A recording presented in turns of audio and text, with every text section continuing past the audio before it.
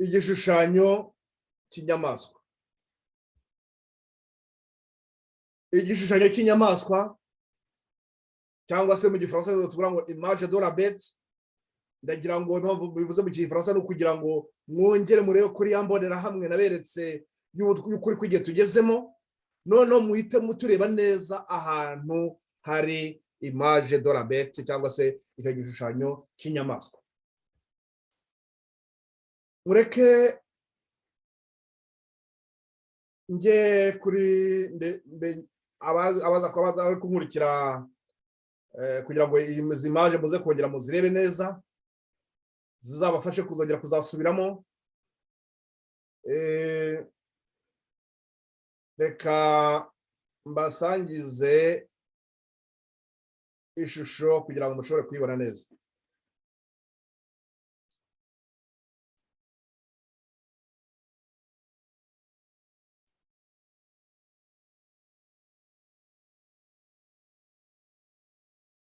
Abari kunkurikira ubwo abandi nabo mubona nimara ko akundi tubisanga mwe nimara gukora video imaze kuzura ndayiboherereza murahita mubibona, no kugira ngo bizadufashe bizadufashe kongera kubikurikira neza. Nuko turi kubona yuko ngo icyo nabase ngo itangazo nawe ngo igishushanyo cy'inyamaswa kikaba ari ikigeragezo gikomeye. Twongere twibukiranye icyo twabonye ko igishushanyo cy'inyamaswa ari ibintu bimeze bite. Cyagiye bwa butegetsi bwe bw'iyobokamana bugira bute bukaba none bushaka gutegeka none iyindi mu gisi yose. Ibintu byabaye mu mwaka wa 508 bigiye kugira bute 538 bigomba kwisubiramo kubera ko ibyabaye muri 508 twabonye ko ari ibingibi byamaze kuzura muri ruhererekane rw'amadini, muri urwungikanye rw'amadini ariko twite economism. Abo bose bamaze kwemera yuko ubupapa ariwo noneho ubuyobozi bwabo mukuru mu by'iyobokamana. Ibyo nabibonye nabo bitindaho navuga ko cyane. Ikindi noneho kigiye kubaho mu minsi imbere nubwo turi kwibona isi kuducira amarenga tukabona n'ubugubu ariho biri kugana. Icyo kintu kigiye kuzaba muri minsi imbere kizaba kiri gusohoza ibyo byaba muri 538. Ubupapa nk'uko kugiye muri mwaka wa 538 uriya mwami Justinian yahaye ubupapa ubutegetsi mu bya politiki, niko noneho muri iki gihe turi kugenda tuganamo muri ubu butegetsi muri kuba bw'isi byose kwihuriza hamwe ku isi yose, ariho none ubupapa nanone bugiye kuzahabwa ubutegetsi mu buryo bwa politiki nk'uko ikintu cyari muri 538 nacyo kikaba kirasohojwe. Igishushanyo cy'inyamaswa kikaba kiruzuye. Ubwo Abanyamerika nk'uko tubona iyo nyamaswa ngo yavuye mu gitaka ku gice cya 13 umurongo ntabwo namenerwa twari tubisoma igice cya 13 umurongo wohere ku murongo wa 11 bagatuba ko iyo nyamaswa izaho ubutegetsi ari izaho ubushobozi ubupapa kugira ngo bushoboke gutegeka. Nk'uko kuri cy'uwo mwami Justinian w'Abaroma yohereje ingabo zikagenda zikarwanya ubwo butsiko ayo mama atatu yari yarashatse kwigomeka, ari abavandari n'abaheruri n'abastrogote. Murumva ko papa nta ngabo zari bufite kugira ngo bushobore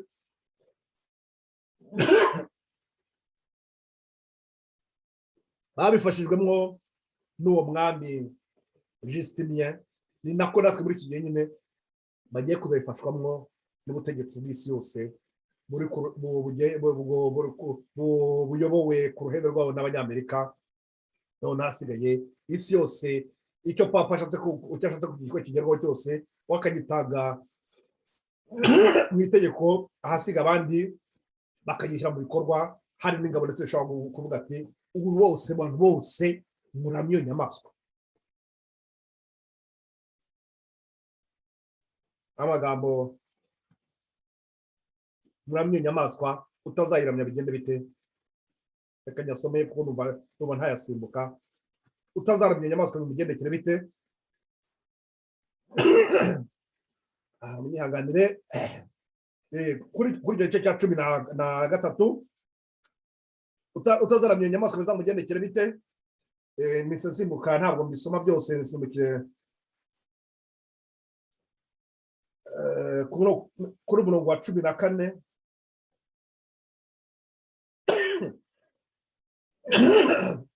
Ariko se reka bisome twihuta kugira ngo twakumva neza uko biri.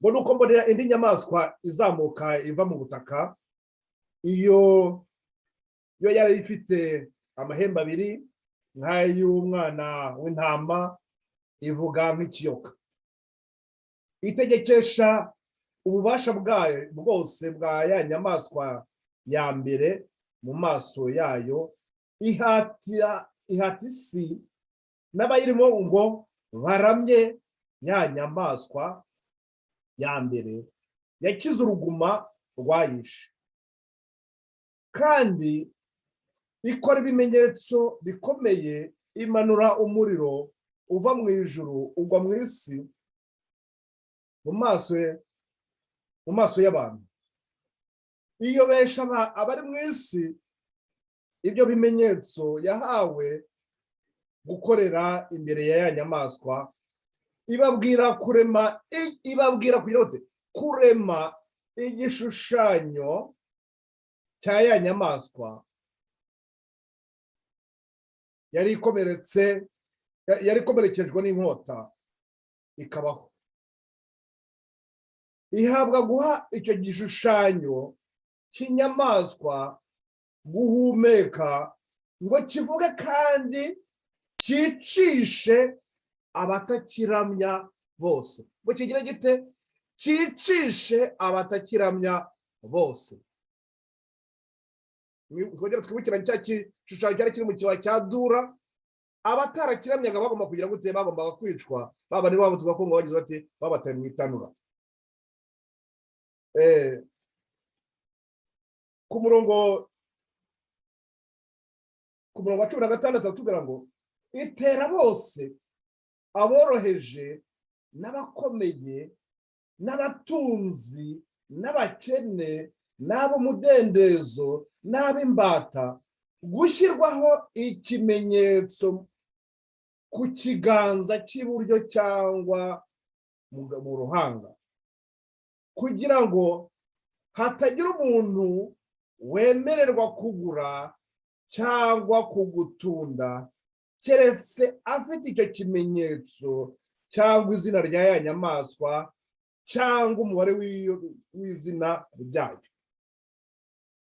Aha ngaha turi kubona yuko abantu bose, baba ari abakize, baba ari abakene, ab'imbata, ab'umudendezo, bose bagomba kugira gute? Bagomba guhatirwa kwemera iby'icyo gishushanyo cy'inyamaswa, noneho bakemera yuko bagomba kugira bate? Kugipfukamira, noneho ndetse bakashaka uburyo bababuza amahwemo yose, bagerageza bagira uko bashaka kubyemera. Abatazabyemera byose, iherezo ryabo nabo kugira gute? Ni kariya karengane turi kubwirwa hariya. Mwibuke nanone ikigo nababwiye, nabahaye icyerekeranye by'akarengane, bereka ko akarengane ko ari keza, ko n'ubundi gihe kagomba kuza, mukagomba kugira gute? Kagomba kuza mu gihe cya nyuma. Mwibuke n'amagambo nigeze kugenda basomeye mbereka yuko ngo bari abantu bari barangije ubutumwa bw'amarayika wa kabiri, ngo abamarayika mu ijuru baje kubakomeza, ngo kwitwa ngo barigira bate? Bagombaga kugira gute? Gutunganywa, bakezwa, basigaye bakagira bate? Bakazakugira ngo bashobore guhura n'ibigeragezo bibategereje. Imirongo twongera tubise nko turi kwihuza gutyo, ngaho reka turabigereza iby'iki gishushanyo cy'inyamaswa tubwirwa. Baratuvuga ko ari ikigeragezo gikomeye. Ibyo narabwiye nirabyise itangazo. Kuki nabyise itangazo? Ni ukugira ngo uyu munsi turiho uyu nguyu turebe neza aho tugeze mu mateka, uko iminsi igenda yigira imbere, turebe aho tugeze dukurikije iki gishushanyo cy'inyamaswa. Amagambo umujakazi w'Imana abivuga neza yeruye. Ayo magambo navuga ko ari byo nashatse kugira ngo bitangazo birebana n'ikimenyetso cy'inyamaswa. Aratubwira ati menyaganire gatoya.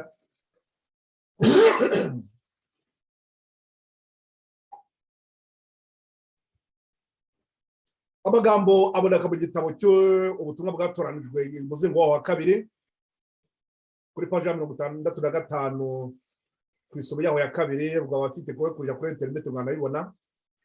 Aratubwira ngo Uwiteka yanyeretse neza ko ikimenyetso cy'inyamaswa kizaremwa. Banditse ikimenyetso ariko ntabwo ari ikimenyetso, ni igishushanyo. Aha ndibwira ko hari akantu gakosore, ni watraduje nabi. Ntabwo ari ikimenyetso, igishushanyo. Kuko mu ruhande batubwira ko ari image de la bête mu Gifaransa. Banze bikosore. Igishushanyo ntabwo ari ni igishushanyo, ntabwo ari ikimenyetso. Igishushanyo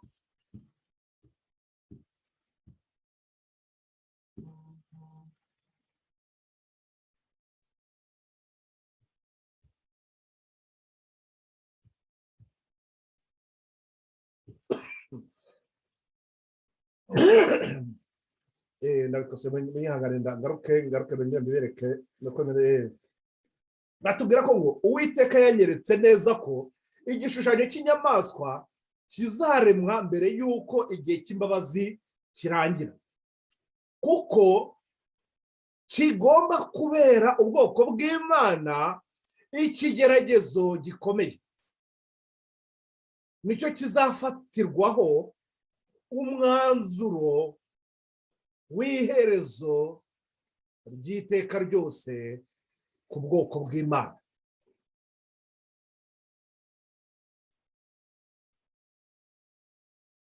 Kuko kigomba kubera ubwoko bw'Imana ikigeragezo gikomeye, kandi icyo kigeragezo gikomeye kikaba cyo gufatirwaho umwanzuro w'iherezo ry'iteka ryose ku bwoko bw'Imana.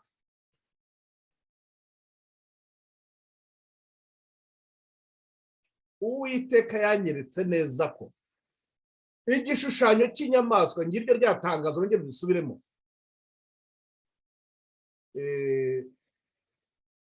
Nyamara gatano none nkosore kuko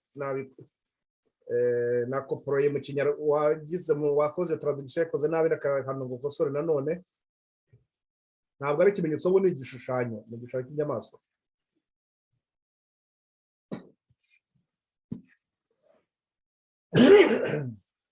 Nihanganire ndiguturuka kwanjye. Igishushanyo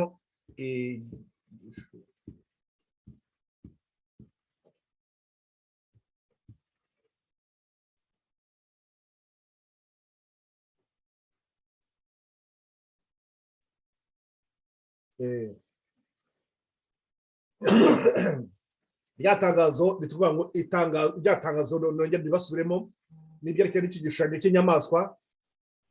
Uwiteka yanyeretse neza ko igishushanyo cy'inyamaswa kizaremwa mbere y'uko igihe cy'imbabazi kirangira. Ubwo hazaho kuremwa cy'igishushanyo cy'inyamaswa, nyuma yo bagira bate haze ikimenyetso cy'inyamaswa. Iyo nagira ngo bitandukane, muzabwira ndibwira ko mubizi cyangwa se byose tuzagira tubyimbikaho mutabisobanukira akanya tubigaruko nta kibazo tubizagira. Ko ndagira ngo gusa mbereke noneho kuri ya karita ahantu tugeze ibyerekana igishushanyo cy'inyamaswa. Uwiteka yanyeretse neza ko igishushanyo cy'inyamaswa kizaremwa mbere y'uko igihe cy'imbabazi kirangira, kuko kigomba kubera ubwoko bw'Imana ikigeragezo gikomeye. Nicyo kizafatirwaho umwanzuro w'iherezo ry'iteka ryose ku bwoko bw'Imana. Amagambo nk'uko nabwiye ari mu ubutumwa bwatoranije umuzingo wa kabiri kuri paje ya 65 ku isomo ya kabiri. Mu Gifaransa yenda iyo batubwira aho kugira ngo nk'ufire ko ari image kuko atari c'est pas le signe, c'est pas le son batubwira ko mu Gifaransa niho batubwira ko ngo le Seigneur m'a clairement montré que l'image de la bête sera formée avant l'expiration du temps de grâce.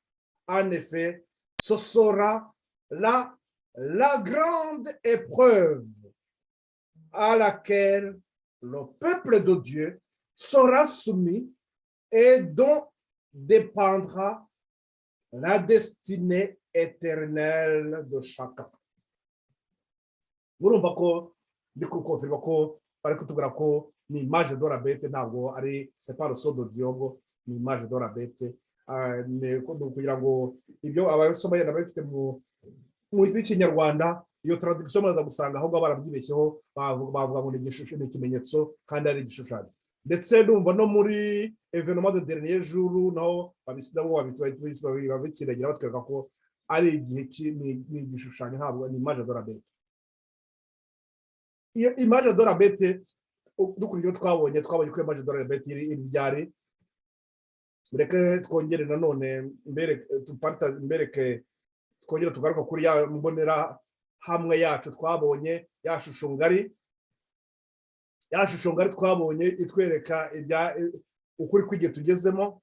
Iyo ukuri tugezemo ni hehe noneho turi kureba image de la bête. Image de la bête iri hehe?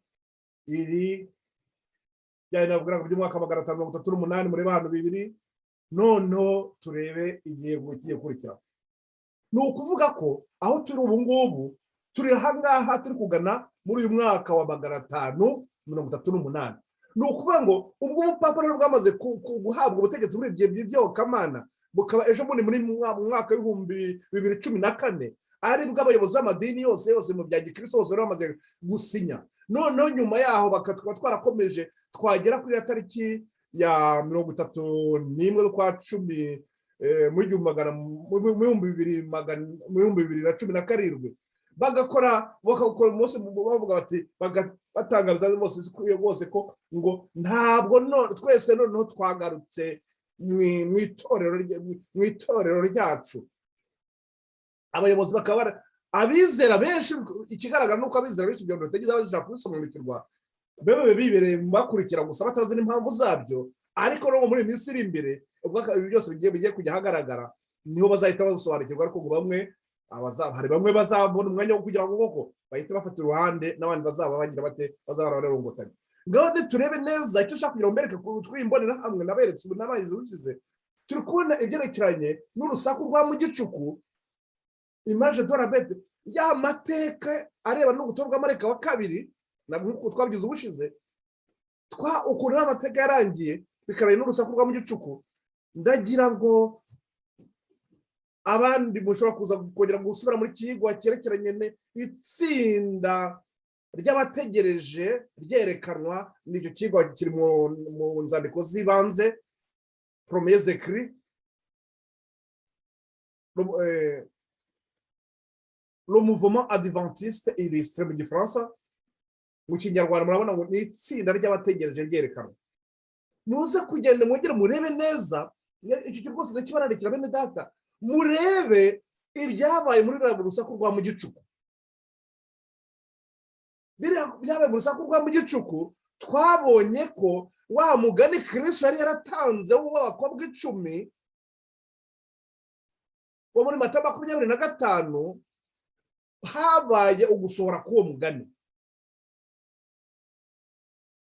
Ubwo no kuvuga ngo icyari umugani aho ngaho cyarasohojwe noneho, ariko muri uko gusohozwa kw'icyo gihe ntabwo ariko gusohozwa kwako kwa nyuma, ahubwo noneho byarigira ngo biduhe inyigisho tugomba kubona muri ariya mateka y'abari abantu baremirerite, bari abantu tubona muri itorero rya Philadelphia, kugira ngo turebe ibyabasohoreyeho, kugira ngo tubyigireho, natwe bidufashe bidufashe mu kwitegura, kuko uyu mugani w'abakobwa 10 ugomba uzongera nukagira ute ukongera ugasubirwamo.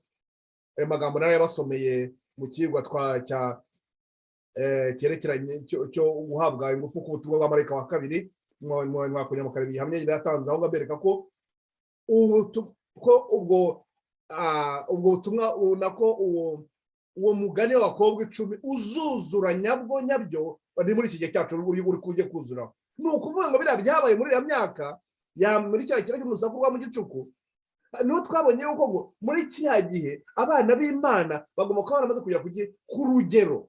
Ni ukuvuga ngo kuri kiya gihe nta gushidikanya nk'uko abakobwa 10 bose bari mu kuri, bari mu ijambo ry'Imana.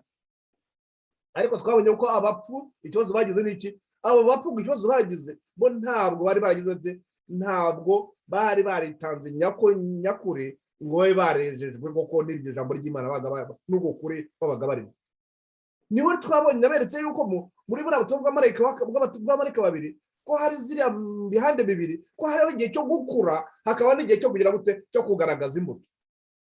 Ni iby'abakuru b'abakobwa 10 ni uko abakobwa bose n'ubwo bari mu kuri, ariko n'igihe cyo gushaka imbuto kuri bo byagaragaye ko batari bariteguye zo mbuto nazo.